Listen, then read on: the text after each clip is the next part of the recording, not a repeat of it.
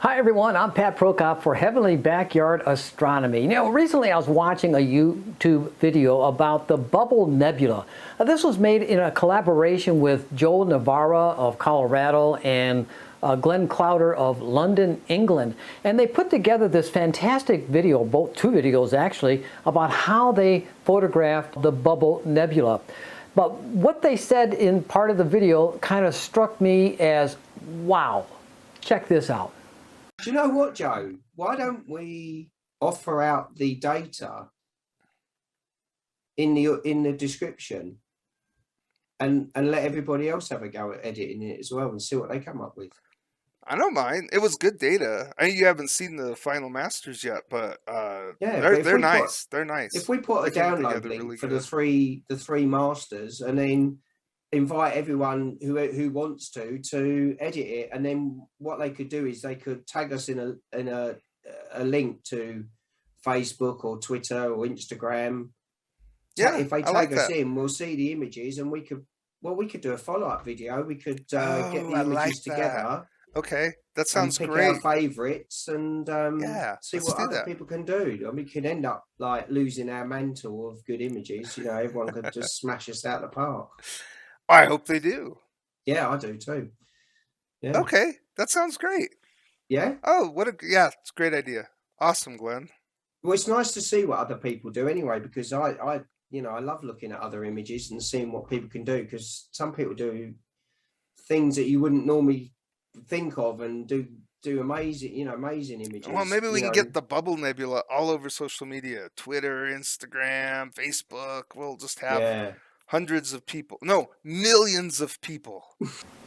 Welcome to Heavenly Backyard Astronomy.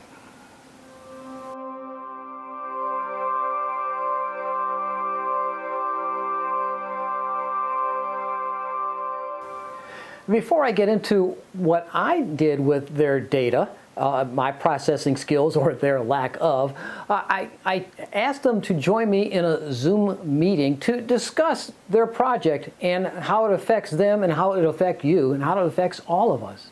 Tell the viewers watching the YouTube videos, what would you like for them to do with your data? I'd love to see people use it and process it and see what kind of image they get out of it. And I also like Glenn had said earlier, I'd like to see people's different approaches at processing the data. I had noticed that somebody on Twitter or Instagram, I can't remember, had mentioned that they did it in a completely different program. I think it was Cyril, and it came out really nice. It was good to see works other very people. Similar to Pixinsight, but it's free. Yeah, okay. I did a lot of my editing after Pixinsight in Photoshop. Mm-hmm. I use Photoshop a lot too, in conjunction with Pixinsight. Mm-hmm. Yeah, no, it's good to see the different programs, and for me as well. I just want people to realise that not to feel that they to be afraid to have a go, because we all learn no matter what level you're at. There's things that anyone can show and teach, and so just go for it, have fun with it, and don't be too critical of your own image. Just stick it out there. Yeah, I've learned so much from watching these YouTube videos. So it's that's important to me. Yeah, it really does help. I'm always learning, always learning, and I'm looking forward to seeing a few images on this, and then thinking, right, how did they get that? How did they process that? Is there better ways of approaching it? Because there's so many different ways that you can do things. So how many hours did you end up with on the different filters? You had oxygen, so you had hydrogen alpha, sulfur 2, and oxygen 3. Is that right? Yeah, there was 27 hours in total. I don't know. Do you know what the breakup was, Joe? They were pretty even on my side. I mean, mine too. I tried to keep everything as even as I could, but some got thrown out here and there, so I don't know the exact totals. But I added Glenn's and mine together and just came out to 27 hours. Yeah. Wow. Yeah, it was good. Quite a lot of data there, wasn't there? It's a lot of data. I was a little bit being critical of my own process. I just thought that it would be easier. Usually when I have a lot of data, It's very simple to process, and this target was very difficult to process, even with the 27 hours of data. So if you're It's- watching this video, what you need to do is go to Joe's and Glenn's sites, Joe's Astrophoto and Astrobloke, and watch their videos. They show you how they actually put these images together and then merge them together and then start processing themselves. It's yeah, really good. good luck with it. Yeah, looking forward to seeing some of them. Oh, Okay. really am. I mean, I actually found it quite a challenging edit, to be honest. There was some particular areas on that target that are quite hard to keep under control. So yeah, it'd be great to see everyone's attempts. I never have seen the bubble nebula like I have after you guys putting that data together. So good Oh, stuff. thank you. Thank you. Well, I'm glad you enjoyed it, and I'm really pleased that you had a go at it, Pat. It was really lovely to see your images. Really good. So I decided to give it a try, taking this data that they've collected, since I can't do much collection right now because I have a lot of cloud cover over here in the greater Savannah area, but they made the data available for me and for you as well to give it a try. So I gave it a try. All right, the first thing I'm going to do, of course, is open up the files they gave us, and there they are right here. Now I'm going to use the fit files. So we got this one here, that's the hydrogen, this is the oxygen, this is the sulfur. We're going to open those three up, and they're going to look rather dark at first, so we're going to normalize them, stretch them out, and there's what you have. These are some pretty nice images here. I think the total image integration for all three of these is 27 hours between these two guys. Anyway, let's combine them together. The way I like to do it is LRGB combination, and you can, let's see, this is the what, hydrogen, so you want SHO, so hydrogen is the green, we'll put that in the green, and I think I have them already in there. This is the oxygen, I can put that as the blue, okay, and the sulfur, which is we're going to use as the red, even though it's kind of like in the green, but this is the Hubble palette, kind of like SHO. And then the next thing we want to do is just simply say do it, and it's a square here. Whoops, it's the circle. Yeah. And again, let's stretch it. And there you have it to begin with. All right, now, okay, we'll do color calibration. Here I go. I'm using the mouse wheel here to zoom in on the picture. I want to get a nice dark area for the background. That looks pretty good representative for that. And do a background neutralization. Let's preview 1 right there. So okay, okay. It does that, okay. All right, and then let's do a white balance. I'm going to take this area right in here. All right, and then let's go into color calibration.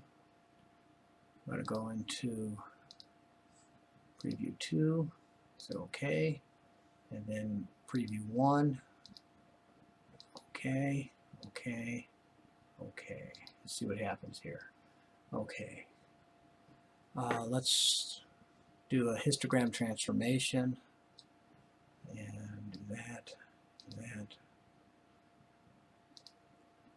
Okay, now do this. There we go. All right, now I want to get rid of this green. I'm going to take 75% of it, so 0.75. Okay, and just say okay. All right, that's looking pretty good right there. Okay, for these guys right now, we're done with that, so we can close these out. All right, here's what I have so far. Now, here's an issue here. Another thing Joe taught me through his videos.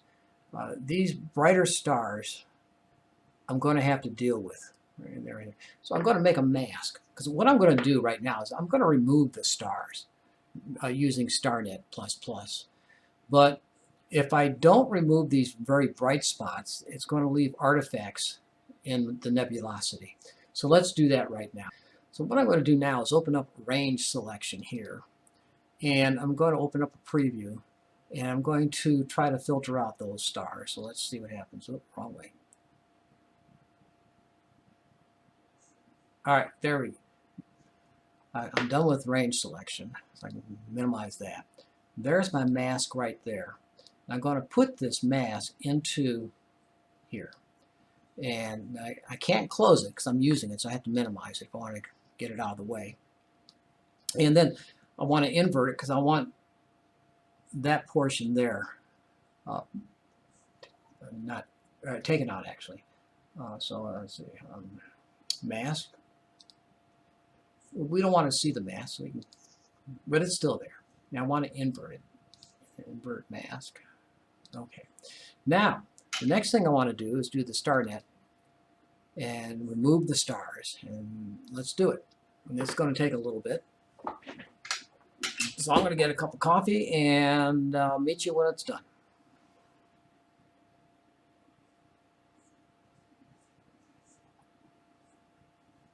And there it's done. All right.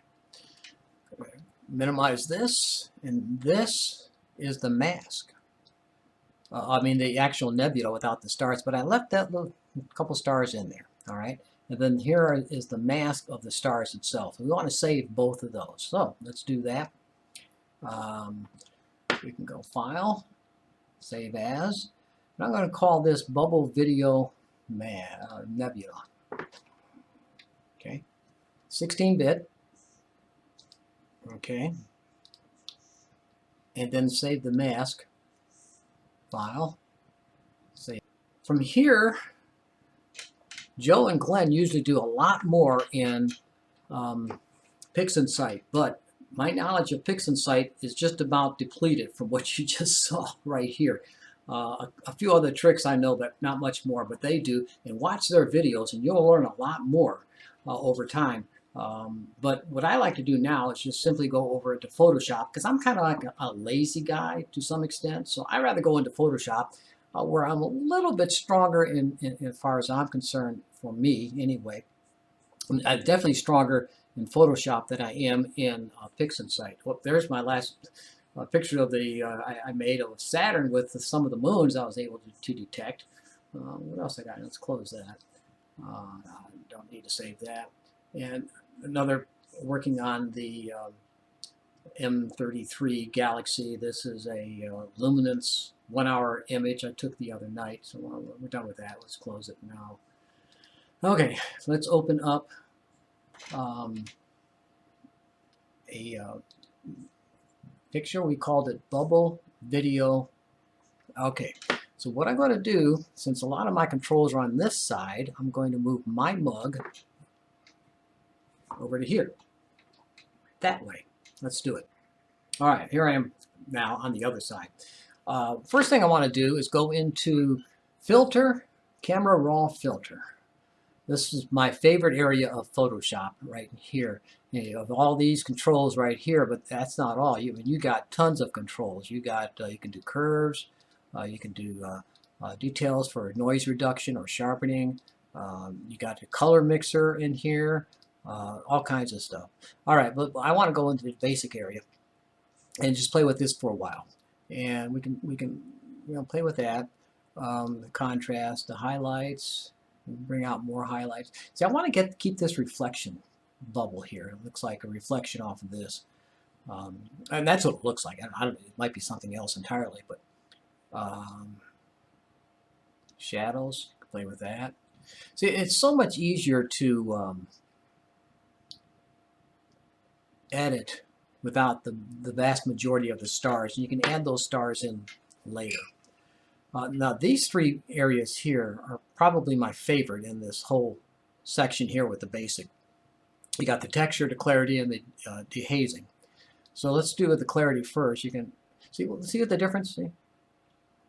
that really sharpens it up. It makes it grainy too, but we'll just, you know, go a little bit here. And then the texture, see the difference here? That's way too hard. You can soften it up to help smooth out the noise in the background. And dehazing, that helps too. See the difference? We're going to play with that right there. And then you can enhance the colors somewhat too in the vibrance and the saturation.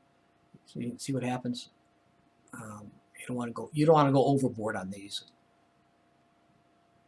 And the saturation. We're going to go into another step very shortly from now. All right, that's okay for now. That's okay. Let's say okay. All right. Now the next thing I'm going to do, I'm going to make a copy of this. So I'm just going to duplicate the layer in case I mess up. I have a copy of it. So we'll just keep the regular one as background, and we're going to work with this one here. So I want to go into Image and Adjustments. Just for funsies, let's just see what Photoshop does with auto color. Nah, I don't like that. It brought that magenta back in, so I'm going to go back. Now I'm going to go back to where I belong, Adjustments, and then I'm going to go down here to Selective Color, or Colors. And then here you got all these different colors to work with.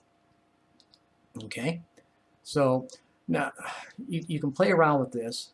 See how it's bringing up the reds, and I want this as a golden reddish, I mean orangish gold color. So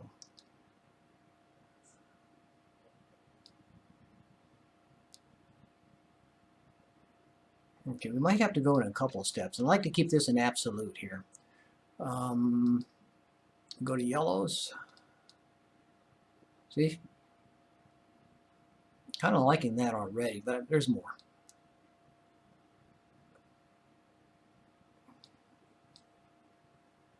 So you can play with these all day and night long if you want to.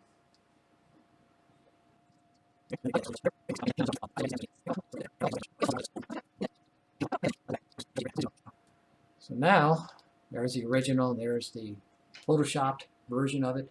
Now, let's go back into Filter, Camera Raw Filter. I'm going to zoom in, and I'm going to smooth out this graininess. So let's do that. See how to smooth that out? Smooth it a little bit more, and then I'm going to go into Clarity. All right. I'll go back to Basic, and I go to Clarity. See if I can see.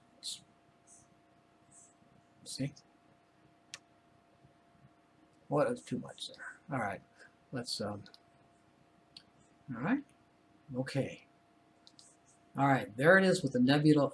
And I still got the reflection there. It looks like a reflection.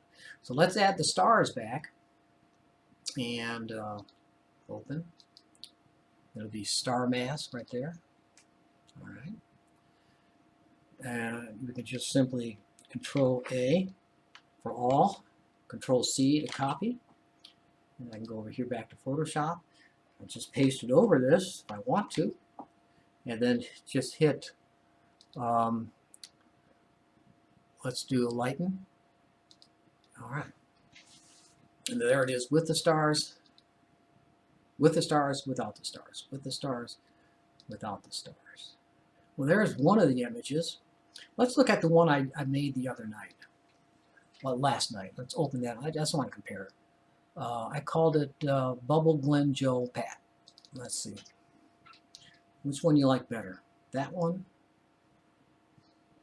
Copy this, Control A, Control C, and put it on top, and then let's blend it in. Let's see what happens. We can do all kinds of things. Obviously not the hue, not the saturation. The color? Not that. Let's just go with lighten.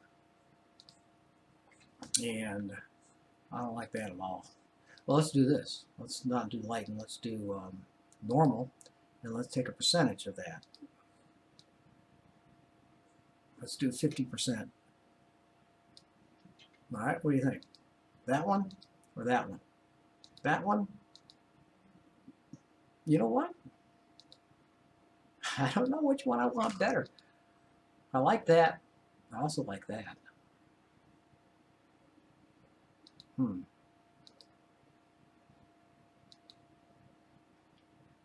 think I'm going to stick with,